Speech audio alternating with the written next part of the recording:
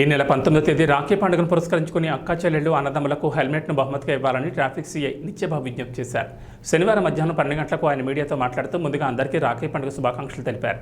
రాఖీ పండుగ రోజు అక్కా చెల్లెళ్లు అన్నదమ్ములకు రాఖీని కట్టే ఆనవాయితీ హిందూ సాంప్రదాయంలో ఉందన్నారు.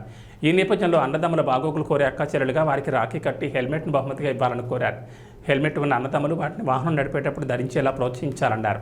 తద్వారా ప్రమాదాలు జరిగినా వారు క్షేమంగా ఉంటారన్నారు. అందరికీ నమస్కారం. ముందుగా అడ్వాన్స్గా అక్క చెల్లెమ్మలకి అన్నదమ్ములకి రాఖీ పౌర్ణమి శుభాకాంక్షలు.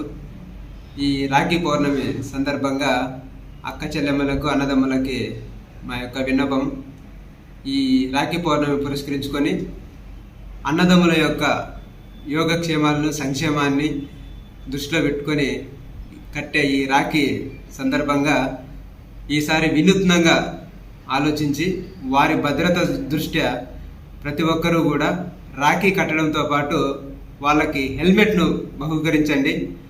ఆ హెల్మెట్ అనేది మీ యొక్క ప్రేమని, వారి యొక్క భద్రతని ప్రతిబింబిస్తుంది. మీ అన్నదమ్ములకి భద్రతను భరోసానిస్తుంది. అది వాళ్ళ కుటుంబానికి, మీ కుటుంబానికి భరోసాగా నిలుస్తుంది. కాబట్టి ప్రతి ఒక్కరూ కూడా రాఖీ కట్టే ముందుగా వాళ్ళకి హెల్మెట్ని బహుకరించండి. అదేవిధంగా వాళ్ళు హెల్మెట్ని పెట్టుకొని బైక్ నడిపే విధంగా వాళ్ళని ప్రోత్సహించండి.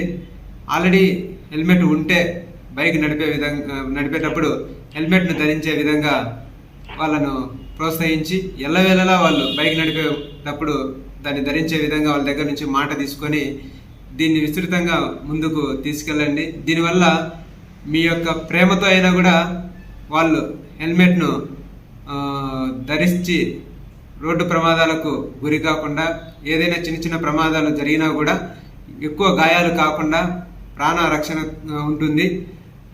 కోమాలకి వెళ్ళడము, పెరాలసిస్ రావడము, మతి స్థిమితము లేకుండా పోవడము, ఇలాంటి ప్రమాదాల నుంచి బయటపడవచ్చు. కాబట్టి దీన్ని అందరూ సహృదయంతో ముందుకు తీసుకెళ్తారని ఆశిస్తున్నాము. ధన్యవాదాలు.